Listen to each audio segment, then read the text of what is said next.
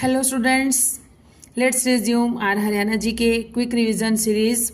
सो last video में हम लोग कर चुके हैं 2600 क्वेश्चंस कंप्लीट कर चुके हैं। आज हम लोग करने जा रहे हैं स्टार्ट 2601 नंबर क्वेश्चन से। So without wasting time let's start. 14 नवंबर 2024 को हरियाणा मंत्रिमंडल में कृषि मंत्री कौन है? कृषि मंत्री हैं श्री श्याम सिंह राणा। श्री श्याम सिंह राणा। हरियाणा राज्य कृषि विपणन बोर्ड सोनीपत के गन्नौर में डैश विकसित कर रहा है। तो गन्नौर में क्या विकसित हो रहा है? India international horticulture market, IIHM, India international horticulture market. और ये है हरियाणा राज्य। कौन विकसित कर रहा है, किसके द्वारा विकसित किया जा रहा है? कृषि विपणन बोर्ड, हरियाणा राज्य कृषि विपणन बोर्ड के द्वारा। और कहां पर? सोनीपत के गन्नौर में विकसित किया जा रहा है। अच्छा फ्रेंड्स, ये जो ऊपर का हमने क्वेश्चन पढ़ा है, हरियाणा मंत्रिमंडल में कृषि मंत्री कौन है, तो मंत्रिमंडल की मैं कंप्लीट वीडियो, जो 15वीं विधानसभा हमारी हुई है, अभी जो चुनाव हुए थे अक्टूबर में, जिसका रिजल्ट आया और फिर नवंबर में नई मंत्रिमंडल तैयार हुआ, तो वो सारी की सारी मैं वीडियो एक एक पॉइंट उसका अच्छे से करवा चुकी हूँ। आप उस वीडियो को भी अच्छे से देख सकते हैं।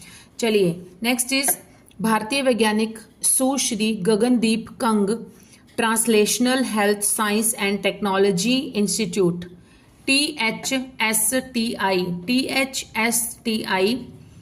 फरीदाबाद में है। इसकी कार्यकारी निदेशक खबरों में किन कारणों से, क्या कारण था कि ये खबरों में रही? तो इसका कारण था Sushri Gagandeep Kang Royal Society fellow के रूप में चुनी जाने वाली पहली भारतीय महिला वैज्ञानिक है। रॉयल सोसाइटी फेलो के रूप में। दिनांक 1 अप्रैल 2019 तक अंबाला के अलावा हरियाणा का कौन सा संसदीय क्षेत्र अनुसूचित वर्ग के लिए आरक्षित था?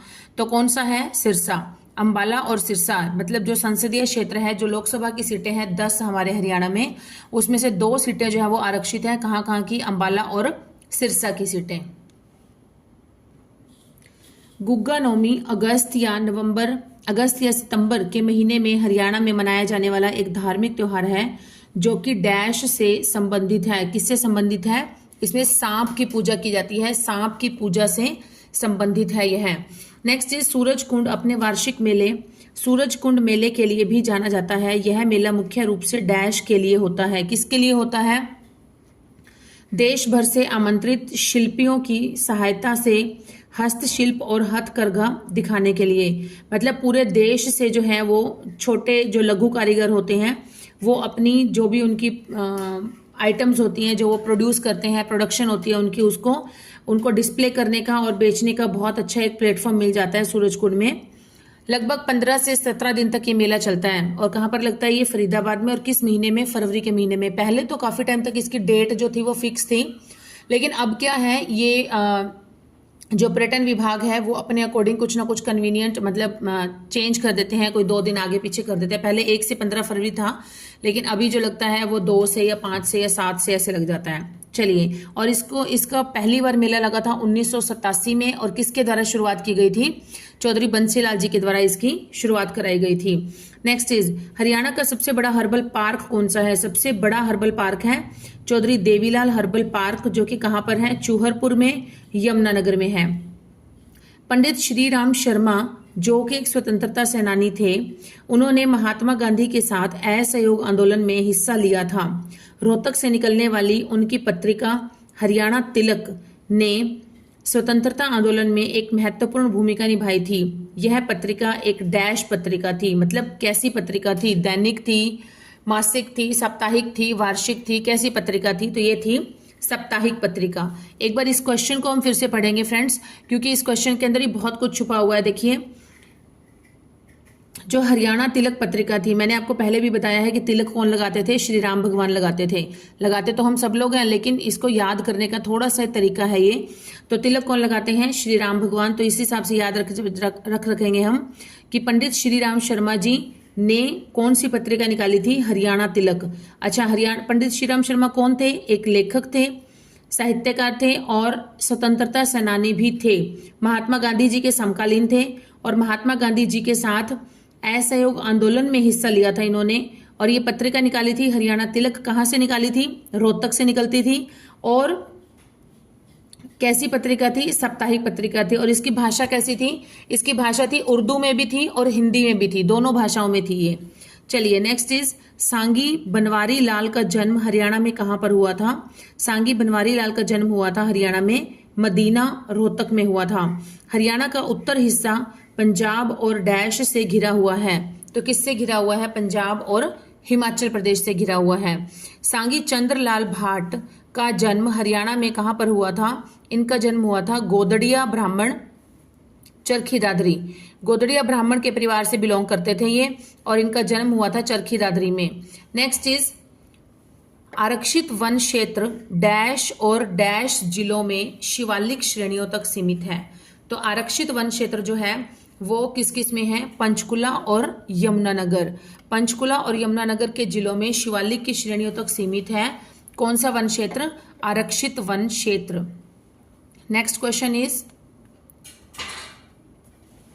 पंजाब और हरियाणा के लिए एक सामान्य संस्थान पंजाब और हरियाणा उच्च न्यायालय, सामान्य मतलब दोनों का कॉमन है ये, तो कौन सा है? पंजाब और हरियाणा उच्च न्यायालय वास्तुकला का एक चमत्कार है जिसे प्रसिद्ध फ्रांसीसी वास्तुकार ली कार्बुजियर के द्वारा डिजाइन किया गया है।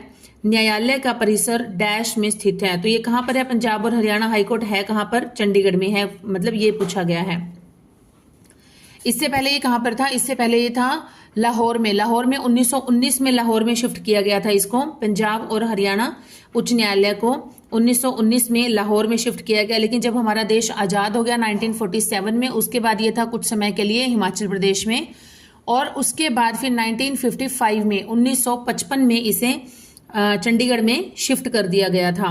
नेक्स्ट इज डैश जिले के जहाजगढ़ गांव में लगने वाला वार्षिक पशु मेला हरियाणा के खरीदारों और विक्रेताओं का सबसे बड़ा जमघट है, मतलब बहुत बड़ी भीड़ होती है यहाँ पर। मेले का मुख्य आकर्षण भारत के भैंसों की सबसे प्रसिद्ध नस्ल है। मुख्य आकर्षण क्या है? इसका मेन अट्रैक्शन पॉइंट होता है भारत के भैंसों की सबसे अधिक प्रसिद्ध नस्ल, और वो नस्ल कौन सी है? मुर्रा नस्ल है। तो ये पूछा गया है कि ये मेला लगता कहाँ पर है, ठीक है, कौन से जिले में? झज्जर जिले में। अब इसको फिर से हम देख लेते हैं। पशुओं का सबसे बड़ा मेला कहाँ पर लगता है? झज्जर में लगता है। झज्जर के प्रॉपर जहाजगढ़ गांव में लगता है। और कैसा मेला है ये? वार्षिक पशु मेला है। इसमें बहुत बड़ी भीड़ होती है और इसका मुख्य आकर्षण क्या होता है? भारत की भैंसें होती हैं। इनकी प्रसिद्ध नस्ल है, कौन सी नस्ल है? मुर्रा नस्ल। और मुर्रा नस्ल की भैंस हरियाणा में सबसे ज्यादा कहाँ पाई जाती है? ये पाई जाती है जींद में।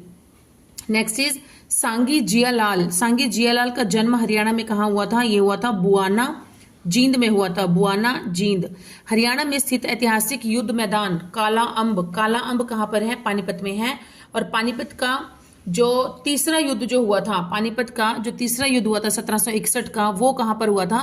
काला अंब के मैदान में हुआ था। पानीपत का तीसरा युद्ध कहाँ पर हुआ था? काला अंब के मैदान में। नेक्स्ट इज हरियाणा में स्थित ऐतिहासिक युद्ध मैदान काला अंब कहां पर है? पानीपत में है।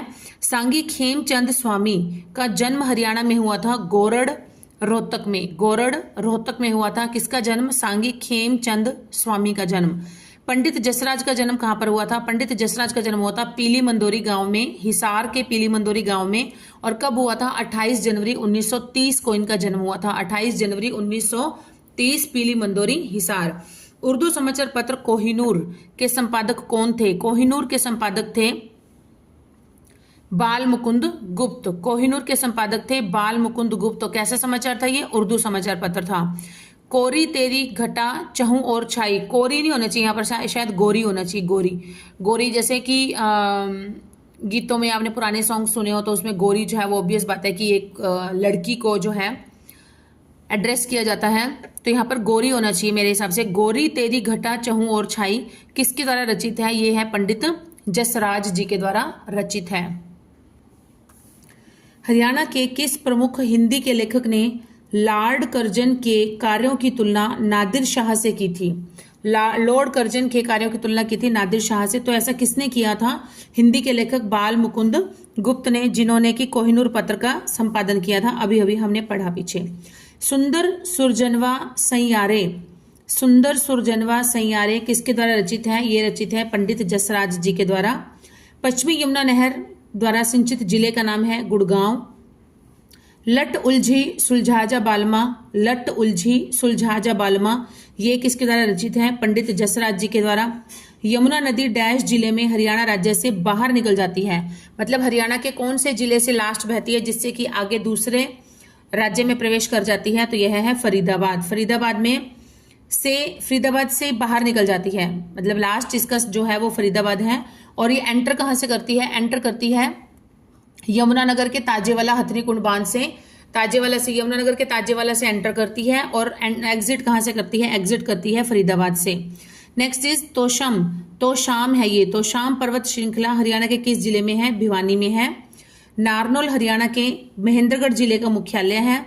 हरियाणा सरकार हर साल डैश को एकलव्य पुरस्कार देती है। किसको देती है? जूनियर खिलाड़ियों को। जो जूनियर खिलाड़ी होते हैं, जूनियर प्लेयर्स होते हैं, उनको एकलव्य पुरस्कार दिया जाता है। हरियाणा भाषा में लिखे गए प्रथम उपन्यास कौन सा था? प्रथम उपन्यास झाड़ू फिरी। इसकी रचना किसने की थी? रचना की थी राजा राम शास्त्री जी ने।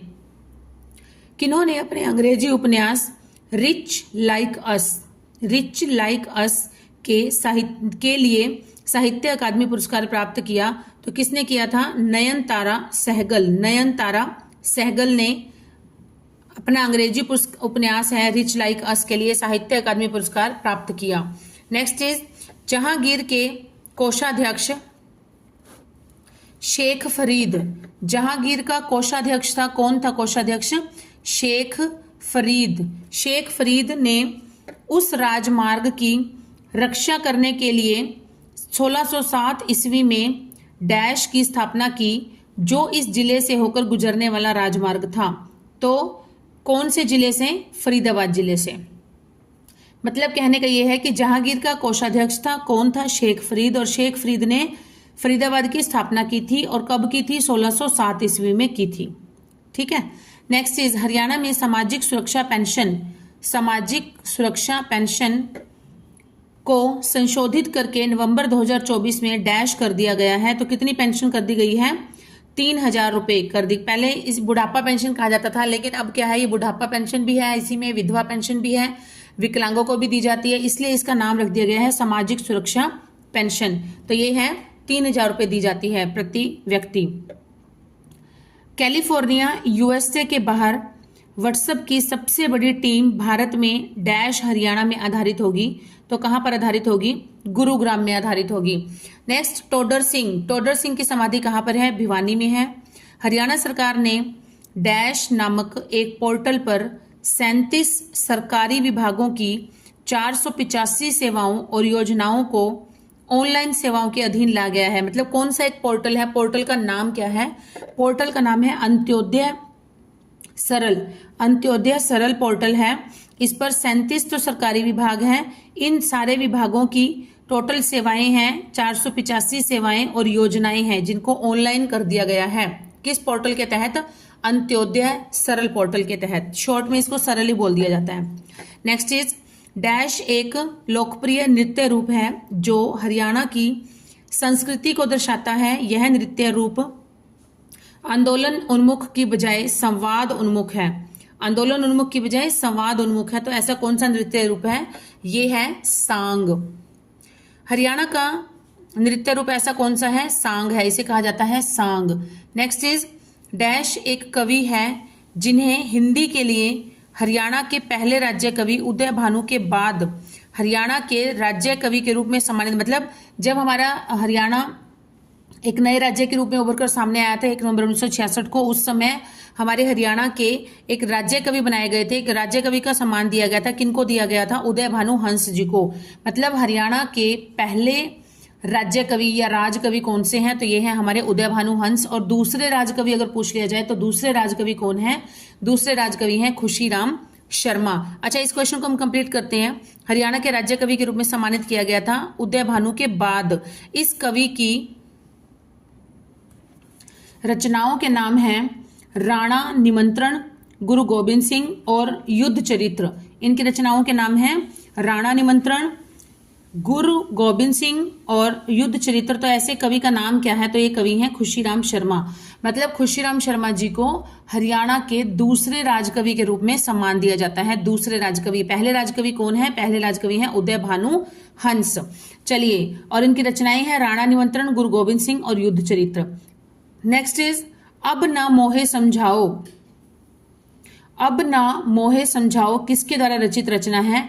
अब ना मोहे समझाओ ये है पंडित जसराज जी के द्वारा रचित है। हरियाणा के जिले का निर्माण 1 नवंबर 1989 को पूर्व करनाल जिले से काट कर किया गया था। बाद में इसे 24 जुलाई 1991 को इसे फिर से करनाल में ऐड कर दिया गया और अंत में 1 जनवरी 1992 को इसे फिर से नया अलग जिला बना दिया गया।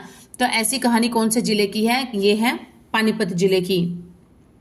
नेक्स्ट इज डैश हरियाणा का शहर है जिसमें मुक्केबाजी का एक पारंपरिक स्कूल है।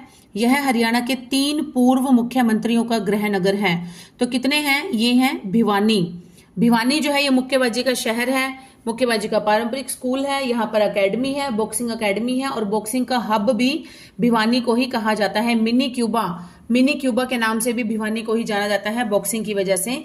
तो ये 3 पूर्व मुख्यमंत्रियों का गृह नगर है। तो कौन सा है यह जिला? ये है भिवानी जिला।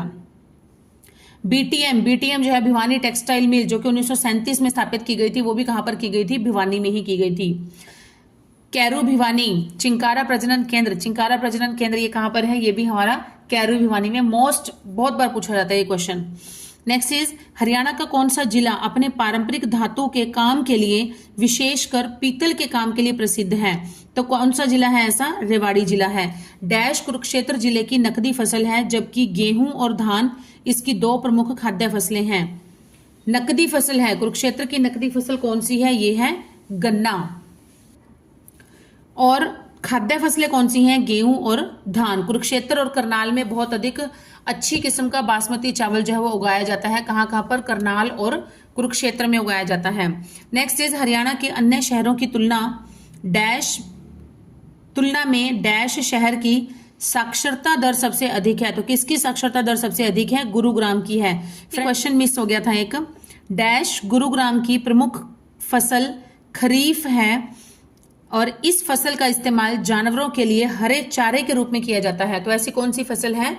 ये है जई फसल। जई की फसल है जो कि गुरुग्राम की प्रमुख खरीफ फसल है और इसका उपयोग जानवरों के चारे, हरे चारे के रूप में किया जाता है। तो 45 हमने कर लिया। 46 देखते हैं। हरियाणा विधानसभा की पहली महिला अध्यक्ष कौन बनी थी? शन्नो देवी बनी थी। इन्होंने इससे पहले 19 मार्च 1962, क्योंकि हरियाणा तो हमारा 1 नवंबर 1966 को बना था, उस समय शन्नो देवी को हमारी महिला अध्यक्ष बना दिया गया था। बट इससे पहले क्या था? इन्होंने क्या सेवाएं दी थी अपनी? 19 मार्च 1962 से 31 अक्टूबर 1966 तक। देखिए 1 नवंबर 1966 को तो इसे पहली महिला अध्यक्ष स्पीकर बना दिया गया था इनको, लेकिन इससे पहले 31 अक्टूबर 1966 तक, 19 मार्च 1962 से 31 अक्टूबर 1966 तक पंजाब विधानसभा के डैश के रूप में कार्य किया। तो ये किया था उपाध्यक्ष के रूप में। और इसके बाद अगले ही दिन 1 नवंबर 1966 को इन्हें हरियाणा विधानसभा का अध्यक्ष बना दिया गया था। अच्छा, ये क्वेश्चन बनता है कि जब हरियाणा हमारा नया राज्य बना था उस समय विधानसभा के अध्यक्ष कौन थी? तो ये थी शन्नो देवी। और महिला अध्यक्ष भी कौन थी? शन्नो देवी थी। बट अगर ये क्वेश्चन सेपरेटली पूछ लिया जाए स्पेशली कि हरियाणा विधानसभा के पहले पुरुष अध्यक्ष कौन थे, तो पुरुष कौन थे? पुरुष थे राव वीरेंद्र सिंह जी। पुरुष कौन थे? राव वीरेंद्र सिंह जी, जो कि हमारे हरियाणा के दूसरे सीएम बने थे। हरियाणा के दूसरे सीएम बने थे राव वीरेंद्र सिंह जी।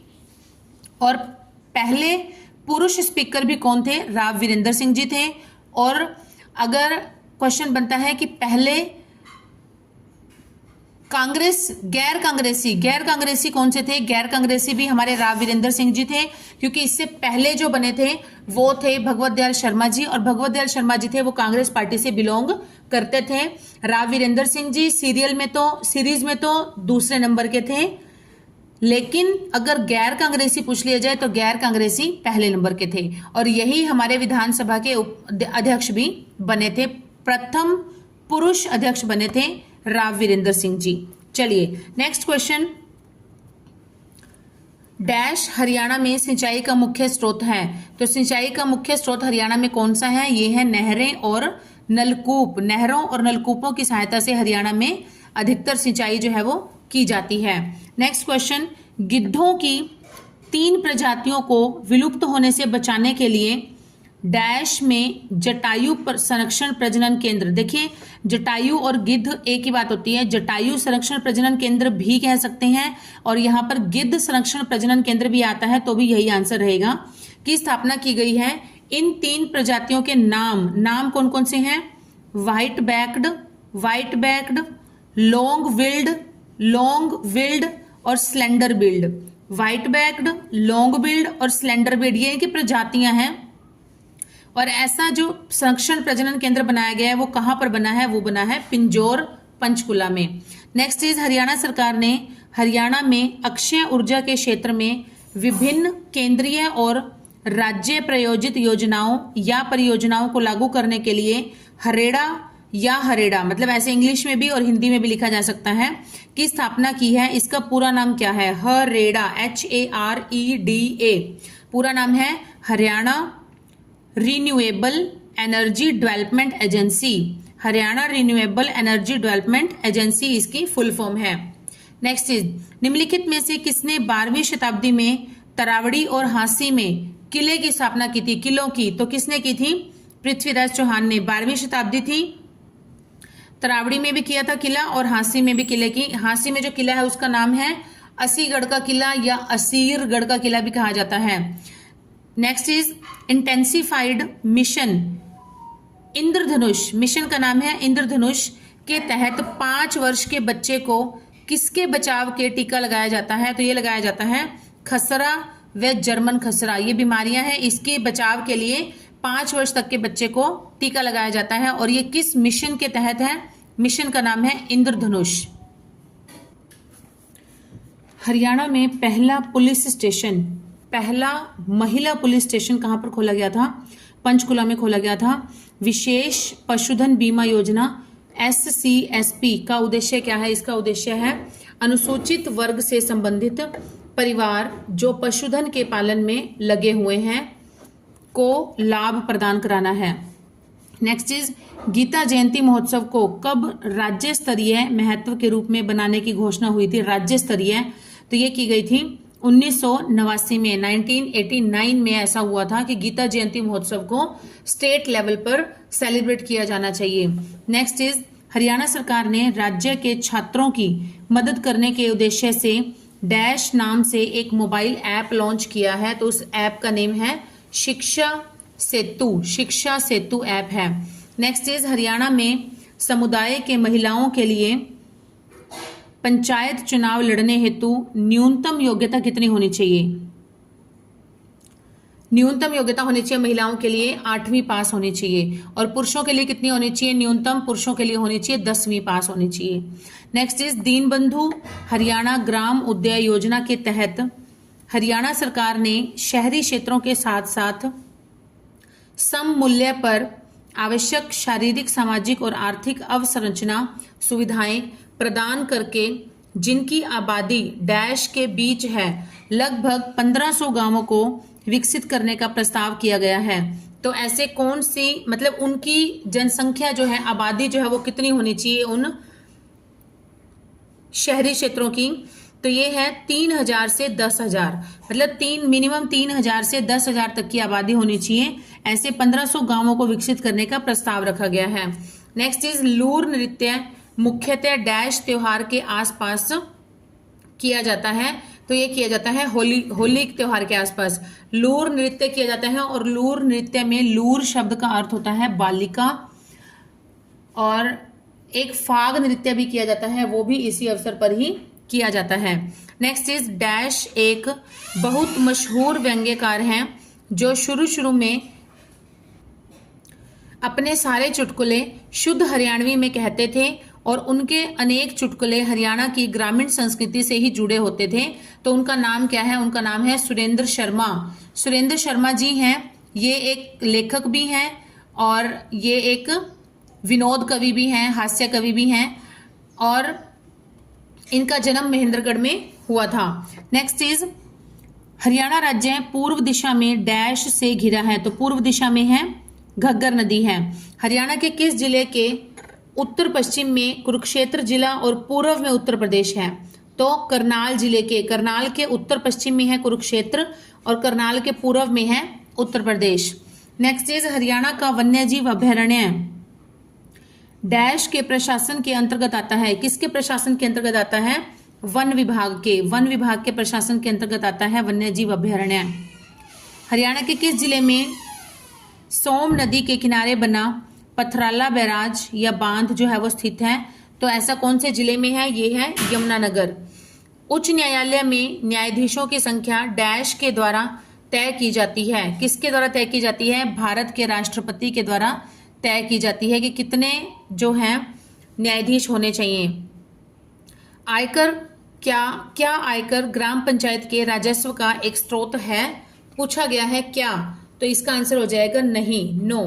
ग्राम पंचायत प्रणाली में डैश का एक महत्वपूर्ण स्थान होता है। किसका स्थान होता है? सरपंच का। सरपंच जो है वो मुखिया होता है ग्राम पंचायत प्रणाली में। नेक्स्ट, हरियाणा राज्य प्रदूषण नियंत्रण बोर्ड 2 दिसंबर को डैश दिवस मनाता है? 2 दिसंबर को प्रदूषण नियंत्रण दिवस मनाया जाता है। 2 दिसंबर को प्रदूषण नियंत्रण दिवस मनाया जाता है। और एक दिसंबर को कौन सा दिवस मनाया जाता है?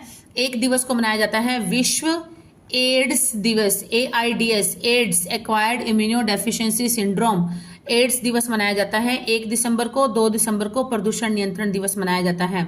नेक्स्ट इज हरियाणा के मंत्रालय का कौन सा विभाग मोरनी तेंदुआ प्रजनन केंद्र का रखरखाव करता है? तो ये कौन सा विभाग करता है? वन विभाग करता है।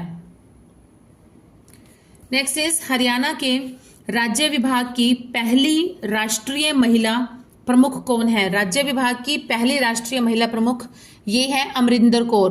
पानीपत के बापोली भी आता लिखा हुआ, बापोली में कौन सा कारखाना लगाया गया है? यह है तेल शोधक कारखाना। हरियाणा का ऐतिहासिक भव्य मकबरा किस जिले में है जिसका संबंध शेख चिल्ली से है? तो ये मकबरा कहाँ पर है? कुरुक्षेत्र में है। शेख चिल्ली का मकबरा कुरुक्षेत्र में है और इसे शाहजहां के शासनकाल में बनवाया गया था। पेप्सिको के वर्तमान सीईओ कौन है? पेप्सिको के वर्तमान सीईओ हैं रेमट लेगार्टा। एक प्राचीन शक्तिपीठ मंदिर भद्रकाली मंदिर किस जिले में है? ये है कुरुक्षेत्र में। शक्तिपीठ भद्रकाली मंदिर है कुरुक्षेत्र में। प्रथम मीटर गेज व्यावसायिक रेल कहां से कहां तक चली थी? ये चली थी दिल्ली से रेवाड़ी तक। फिरोज शाह तुगलक से खोजा गया शहर कौन सा है? ये है हिसार। फिरोज शाह तुगलक ने हिसार की स्थापना की थी, कब की थी? 1354 में, 1354 में की थी। और फतेहाबाद की स्थापना भी फिरोज शाह तुगलक ने की थी, कब की थी? 1351, 1351 में की थी। और इनका उस समय ये कहीं से फतेह प्राप्त की थी, इन्होंने कहीं पे जीत हासिल की थी। और इनका बेटे का नाम था फतेह खान, तो उसी के नाम पर ही इन्होंने इस जगह का नाम फतेहाबाद रख दिया था, अपने बेटे के नाम पर ही रख दिया था फतेहाबाद। नेक्स्ट इज हरियाणा में खेलों के प्रोत्साहन के लिए कौन सी सरकारी योजनाएं हैं? तो सरकारी योजनाएं हैं खेलों को बढ़ावा देने के लिए है प्रशिक्षण देना, खेल स्टेडियम बनवाना और खेल संस्थाओं को अनुदान देना। पंजाब और हरियाणा उच्च न्यायालय में न्यायाधीशों की संख्या क्या है? न्यायाधीशों की संख्या है 68। नेक्स्ट, विवाह समारोह में कौन सा नृत्य किया जाता है? घोड़ी नृत्य किया जाता है। विवाह समारोह में खोड़िया नृत्य भी किया जाता है और घोड़ी नृत्य भी किया जाता है। It depends upon given options. Okay, अगर ऑप्शंस में खोड़िया नृत्य है तो खोड़िया नृत्य बिल्कुल ठीक है, अगर घोड़ी नृत्य है तो घोड़ी नृत्य बिल्कुल ठीक है। अगर इसमें बाइफरकेट करके पूछ लिया जाता है कि महिलाओं के द्वारा कौन सा किया जाता है विवाह के अवसर पर, जबकि दूल्हे की बारात चली जाती है, लड़के की बारात चली जाती है, उसके बाद घर पर जो औरतें करती हैं वो है खोड़िया नृत्य। और अगर विवाह के समय किया जाता है, विवाह समारोह के समय पुरुषों के द्वारा, तो वो है घोड़ी नृत्य। नेक्स्ट इज सीमा आयोग का गठन कब हुआ था? जब पंजाब और हरियाणा को अलग करने का निर्णय लिया गया था, उस समय सीमा आयोग मतलब जिस आयोग के द्वारा सीमा का निर्धारण किया गया था, बॉर्डर लाइन का निर्धारण किया था कि इस बॉर्डर से यहाँ हरियाणा की बाउंड्री है और इस बाउंड्री से इधर जो है वो पंजाब की बाउंड्री है। इस तरह का एक सीमा आयोग बनाया गया था। उस आयोग का नाम रखा गया था शाह आयोग। शाह आयोग न्यायमूर्ति जेसी शाह के नाम पर शाह आयोग का गठन किया गया था। और इसका गठन किया कब गया था? ये किया गया था अक्टूबर 1965 में। एक्चुअल में इसका जो राइट आंसर है वो है अप्रैल 1966, लेकिन HSSC ने इसको माना है अक्टूबर 1965 को राइट आंसर कंसिडर किया है HSSC ने। तो हमें HSSC के साथ ही जाना है। नेक्स्ट इज हरियाणा विधानसभा की पहली महिला सभापति कौन थी? ये मैंने क्वेश्चन पीछे भी आया था, बहुत अच्छे से एक्सप्लेन किया है, शन्नो देवी। अच्छा, पहली महिला सभापति या पहली महिला अध्यक्ष कौन है? शन्नो देवी। लेकिन अगर पूछ लिया जाए पहले पुरुष अध्यक्ष कौन थे, तो पहले पुरुष अध्यक्ष या पहले पुरुष स्पीकर ये थे राव वीरेंद्र सिंह जी, और बहुत अच्छे से एक्सप्लेन कर चुकी हूँ पहले। नेक्स्ट इज लाला लाजपत राय ने स्वदेशी आंदोलन में किस जिले से सक्रिय रूप से भाग लिया था? तो इन्होंने लिया था हिसार से। सच्चर फॉर्मूला किस वर्ष बनाया गया था? 1949 में, 1949 में सच्चर फॉर्मूला जो है वो आरंभ किया गया था। 1984 में हरियाणा की सबसे लोकप्रिय फिल्म कौन सी थी? ये थी जिसके गीत सबसे अधिक प्रचलित थे, ये है चंद्रावल फिल्म। देखिए, सबसे पहली फिल्म जो आई थी वो आई थी धरती। हरियाणा की सबसे पहली फिल्म जो आई थी वो थी धरती। और उसके बाद और जो फिल्म आई थी वो थी, जो सफल हुई थी वो थी बहुरानी। बहुरानी फिल्म जो थी वो सफल हुई थी। लेकिन सबसे अधिक सफल या सफलतम आ जाता है, या सबसे लोकप्रिय फिल्म आ जाता है, या फिर ये पूछा सबसे अधिक लोकप्रिय फिल्म जिसके गीत सबसे ज्यादा सफल हुए थे, प्रचलित हुए थे, वो थी चंद्रावल। और कब आई थी? 1984 में आई थी। नेक्स्ट इज नारनौल क्षेत्र के 3 और किसकी सीमाएं लगती हैं? राजस्थान की लगती हैं। किस जिले में ग्राम सभा की संख्या सबसे अधिक होनी चाहिए? ये होनी चाहिए गुरुग्राम में। लेकिन इस प्रश्न का जो सही उत्तर है वो क्या है? करनाल है। सरकारी जो आंकड़े हैं उसके अनुसार करनाल में 372 ग्राम सभा है, गुरुग्राम में है 210। लेकिन HSSC ने गुरुग्राम को ही कंसिडर किया है, तो हमें भी HSSC के आंसर को ही मानना पड़ेगा। नेक्स्ट इज किस शहर का नाम शेरों का डहर शब्द से लिया गया है? ये लिया गया है नारनौल। किस वर्ष पंजाब उच्च न्यायालय चंडीगढ़ में स्थानांतरित किया गया था? ये मैंने बताया, 1955 में इसे चंडीगढ़ में ट्रांसफर कर दिया गया था। नेक्स्ट इज गीता जयंती समारोह समिति का गठन हुआ था 1992 में। हरियाणा में पहला कागज का कारखाना कब हुआ था? 1929 में। और कागज का शहर या पेपर सिटी किसे कहा जाता है? यमुनानगर को कहा जाता है। हरियाणा में कपड़ा, कालीन और कंबल का शहर कौन सा है? पानीपत है। 1937 में हरियाणा में किस स्थान पर पहला कपड़ा मिल स्थापित की गई थी? पहली कपड़ा मिल की गई थी भिवानी में, Bhiwani textile mill, BTM, Bhiwani textile mill 1937 में। हरियाणा की वाणिज्य फसल कौन सी है? गन्ना है। हरियाणवी भाषा किस लिपि में लिखी जाती है? देवनागरी लिपि में। सीमा के किस क्षेत्र में यमुना नदी बहती है? पूर्व में बहती है। हरियाणा में गर्मी का मौसम कब होता है? अप्रैल से जून होता है। भैंस की सबसे अधिक आबादी कहां पर पाई जाती है? हिसार में पाई जाती है। लेकिन मुर्रा भैंस की सबसे अधिक आबादी कहां पर पाई जाती है? जींद में पाई जाती है। और जो मेला लगता है, जो पशुओं का सबसे बड़ा मेला लगता है जहाजगढ़ गांव में, कहां पर पड़ता है? वो झज्जर में, झज्जर के जहाजगढ़ गांव में लगता है।